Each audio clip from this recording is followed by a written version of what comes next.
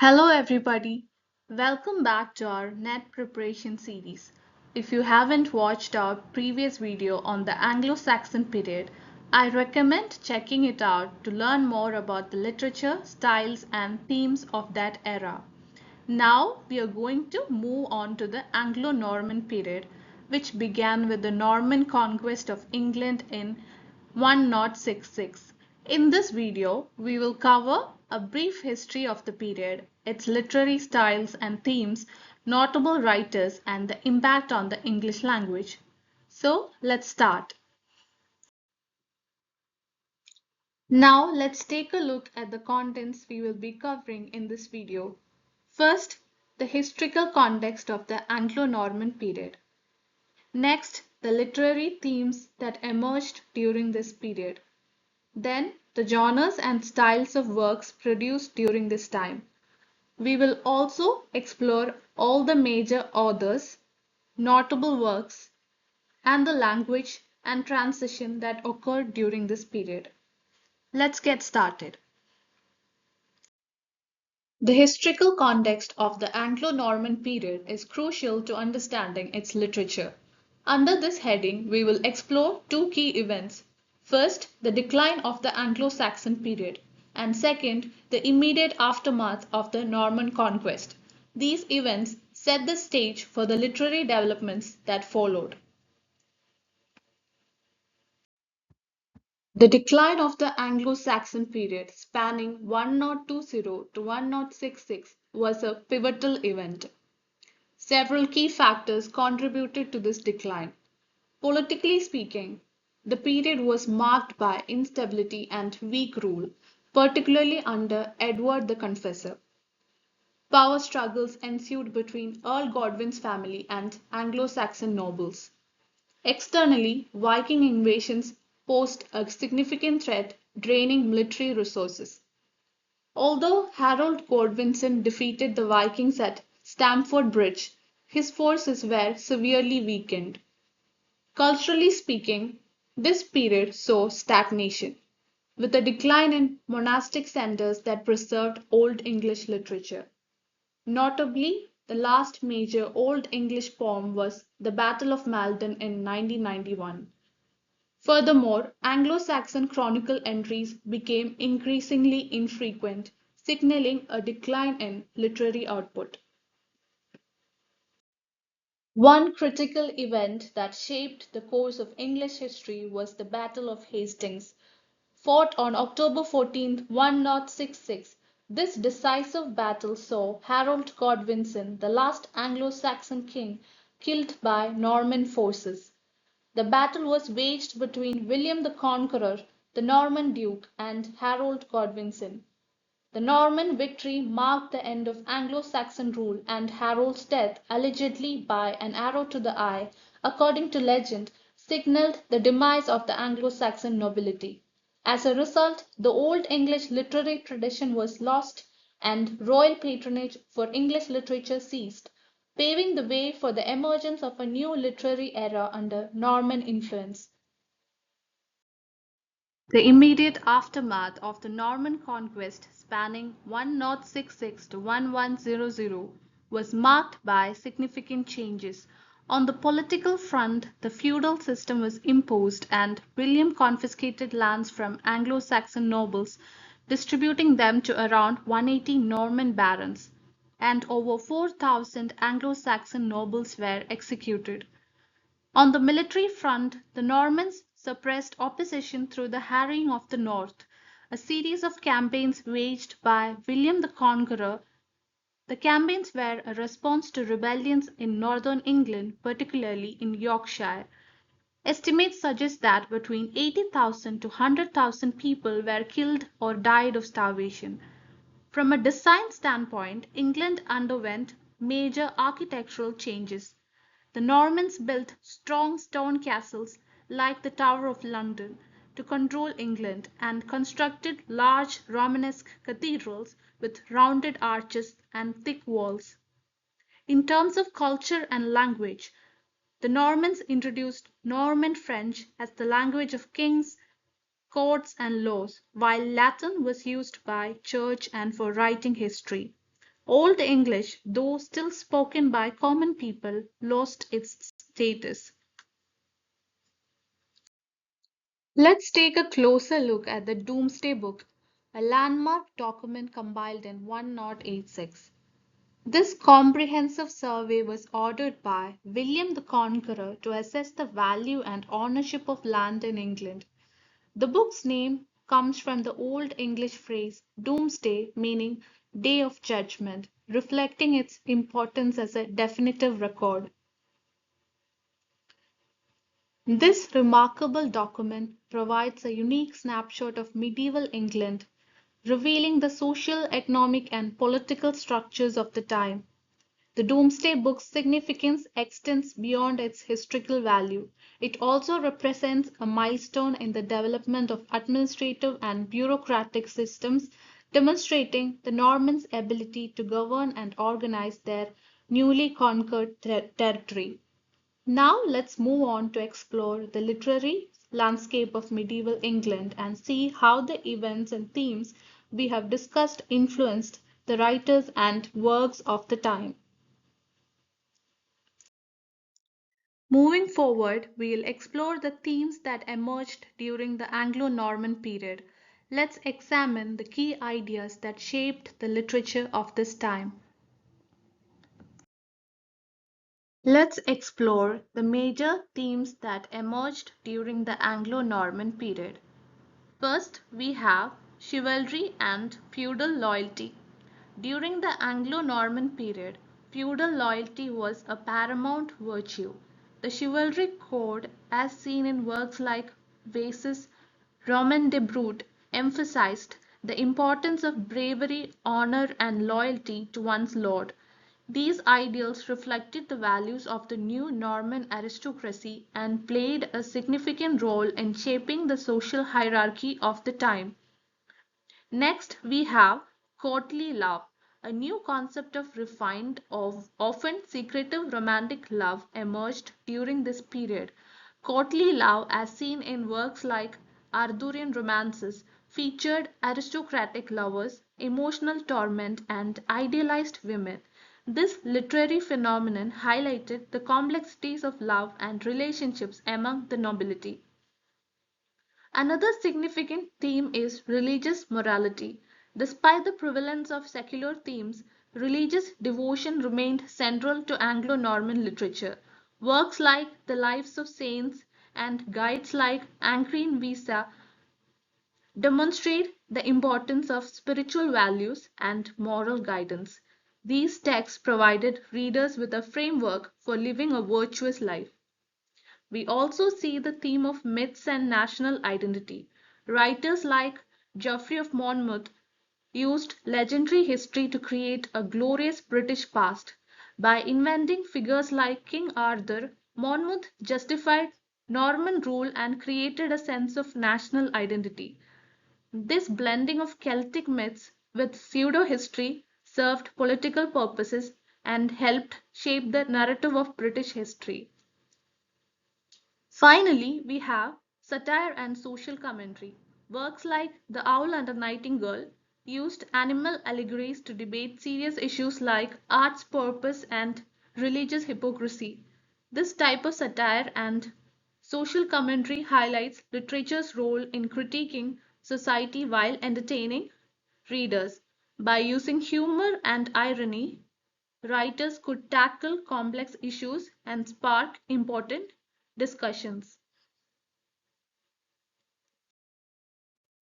Since we have explored the major themes of the Anglo-Norman period, let's take a look at the literary styles that defined this era. The Anglo-Norman period was marked by a diverse range of literary styles and genres. Several key forms emerged during this time, reflecting the cultural, linguistic, and social shifts of the era. One of the notable genres was the historical chronicle.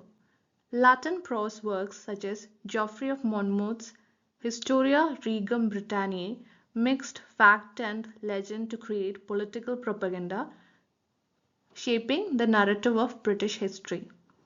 Another popular genre was the chivalric romance, French inspired narrative poems like Marie de Francis Lay popularized courtly love and knightly adventures in octosyllabic couplets.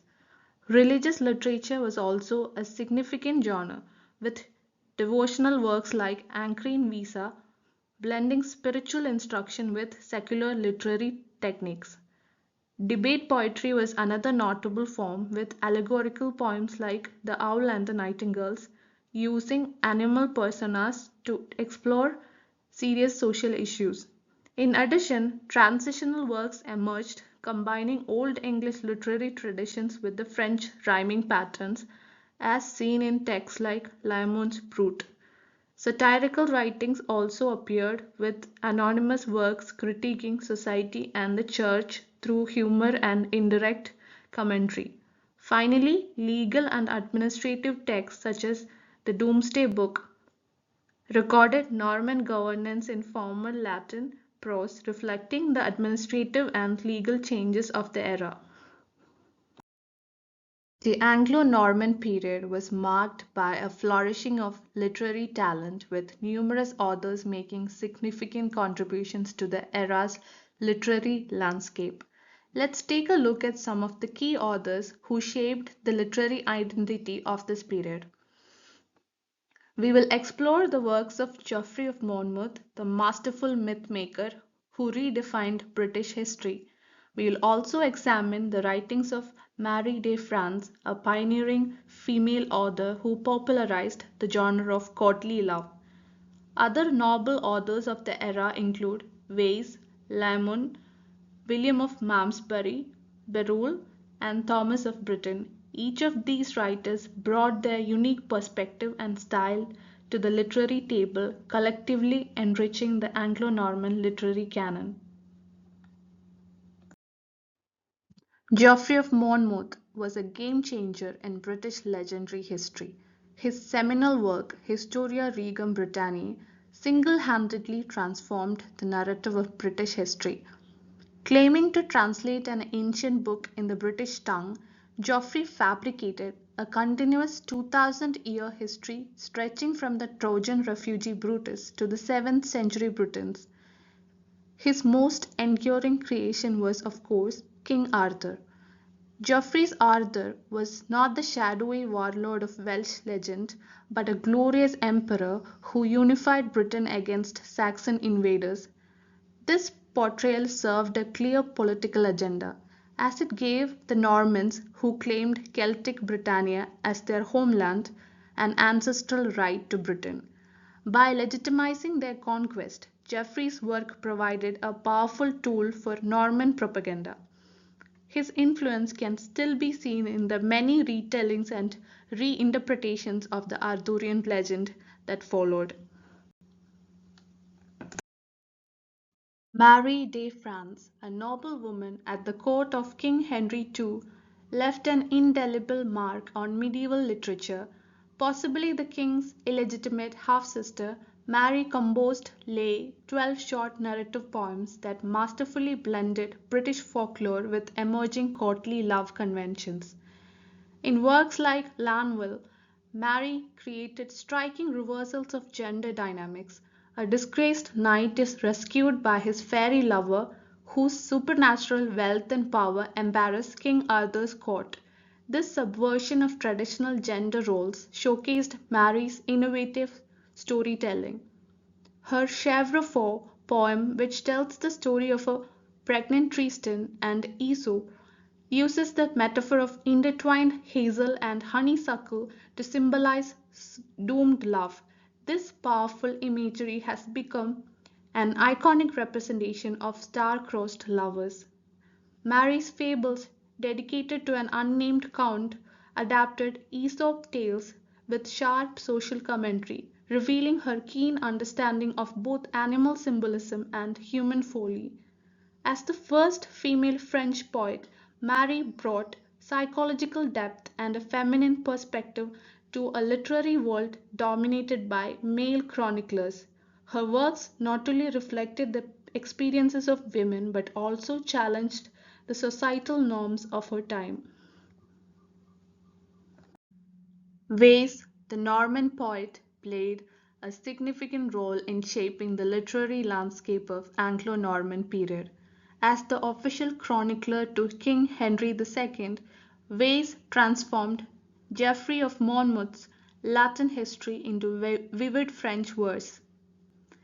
Weiss's Roman de Bru added crucial innovations to the Arthurian legend, including the concept of the Round Table, conceived not as a physical object but as an ideological leveling device. The Round Table ensured that no knight could claim precedence over others. Weiss's description of Arthur's coronation feast, complete with a 700-page menu and exotic spices, established the template for later medieval romance extravagances. His vivid imagery and attention to detail helped to create a sense of wonder and magic around the Arthurian legend. Weiss's use of octosyllabic couplets became the standard meter for French romance, influencing later poets such as Chrétien de Troyes and English poets. Lemon, a parish priest, performed a radical act of cultural reclamation with his work Brut. Working from Weiss's French version, Lemon expanded the 15,000-line poem into a 32,000-line Middle English epic, deliberately reviving the illustrative verse of Old English poetry. Lemon incorporated French rhyme schemes, creating a unique blend of styles. His description of Arthur's final battle, where the king mortally wounds Modred while being speared through his crown, shows Lemon's genius for visceral storytelling. The work's most significant contribution, however, was linguistic. By rendering the Arthurian legend in English, Lemon helped reclaim the national narrative for the conquered Anglo-Saxons. This bold move asserted the importance of English as a literary language, paving the way for future generations of English writers. The Tristan legend, a cornerstone of medieval romance, saw two competing versions emerge simultaneously. The Tristan and Isolde legend tells the story of a knight and queen bound by a love potion, torn between passion and loyalty to King Mark. Bayroul's Tristan, preserved in a single manuscript, presents a raw, visceral story where the lovers are unapologetically passionate. In contrast, Thomas of Britain's more refined version, surviving in Middle English as Sir Tristram, intellectualizes the romance, emphasizing psychological conflict. Their differences epitomize the literary tensions of the time, reflecting the dichotomy between the earthy British storytelling tradition and the new French courtly aesthetics. The Anglo-Norman period produced a remarkable array of works that continue to influence literature even today. Let's take a closer look at some of the most significant writings of this era.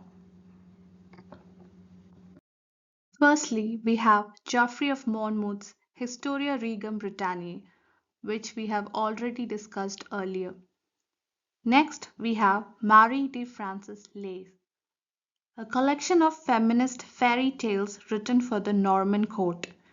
Her 12 narrative poems, written in octosyllabic French couplets, transformed Breton folklore into psychological dramas. One notable example is Lanval, which subverts gender norms. When Lanval is condemned by Arthur's court, his fairy lover arrives on a white palfrey, humiliating the king with her wealth and declaring, "All your gold is worthless beside my beloved's poverty." Another significant work is Weiss's Roman de Bru, a 14,866-line French verse adaptation of Geoffrey's Historia. Weiss added game-changing elements, including the Round Table as a social equalizer where no knight could boast of sitting higher. His description of Arthur's crown-wearing ceremonies also directly influenced later coronation rituals. The work's popularity birthed a new genre, the Brut tradition, with over 50 subsequent versions. Moving on to The Owl and the Nightingale, a Middle English debate poem that showcases a playful argument between two birds. Through rhyming couplets and allegory, the poem stages a clash between the strict, moralizing owl and the joyful, artistic nightingale, representing the tension between religious discipline and secular creativity. As the birds quarrel, the poem explores serious themes including sin, social roles, and the purpose of art. The owl accuses the nightingale of promoting lustful behavior, while the nightingale mocks the owl's gloomy nature. The poem raises important questions about whether art should serve moral instruction or pure entertainment. The poem's historical significance lies in its unresolved ending, where the birds seek judgment from a mysterious human figure. This makes The Owl and the Nightingale both an early example of Middle English literature and a clever satire of medieval legal and religious debates using allegory. Ultimately, the poem shows how humor and poetry can critique societal norms and spark important conversations. Here we have Thomas of Britain's Tristan, which serves as an intellectual counterpoint to Beowulf's passionate tale. While Beowulf focused on the all-consuming passion of the lovers, Thomas, possibly a clerk at the court of Henry II, crafted a psychological study that explores the complexities of love. In Thomas's version, the love potion's effects eventually wear off, and the lovers, Tristan and Isolde, must navigate the consequences of their actions. Tristan is already married to Isolde of the White Hands, a union arranged by his uncle King Mark. However, his heart remains with Isolde, the Irish princess he fell in love under the influence of the potion. This love triangle raises questions about marital obligation, duty, and the nature of true love. Thomas's narrative emphasizes interior monologues, including Tristan's famous speech in which he says, "I am two Tristans," which is about his divided loyalties. As we explore the Anglo-Norman period, it's essential to consider the linguistic dynamics of England during that time. With the Norman conquest of 1066, England experienced a significant shift in language use. The incoming Norman rulers brought their language, Norman French, which interacted with the existing languages of Latin and Old English. This led to a complex hierarchy of languages, each with its own domains and uses. In the next slide, we will delve into this language hierarchy, exploring how these languages coexisted and influenced the development of English. Let's learn about the language hierarchy in Anglo-Norman England. We have three languages: Norman French, Latin, and Old English. Starting with Norman French, we see that its users were primarily the king and court, nobles, and lawyers. This language dominated the domains of government, law, and literature. Some notable key texts written in Norman French include Roman de Bru by Weiss and Lay by Marie de France. As a result of Norman French influence, over 10,000 loanwords entered the English language, including words like pork and justice. Moving on to Latin, we find that its users were mainly church, scholars, and chroniclers. Latin was prevalent in the domains of religion, history, and education. Important key texts in Latin include Historia Regum Britanniae and the Domesday Book. Latin's legacy in English is evident in legal and scientific terms such as scripture and testimony. Lastly, Old English was used by peasants and local priests. It was the language of daily life and folk traditions. Key texts in Old English include the Peterborough Chronicle and the Grave. Old English's legacy in English is its core grammar, which has influenced the way we use words like thee and you today. Thank you for watching. If you want to explore Anglo-Saxon England, please check out my previous video. I'll see you in the next video in this series.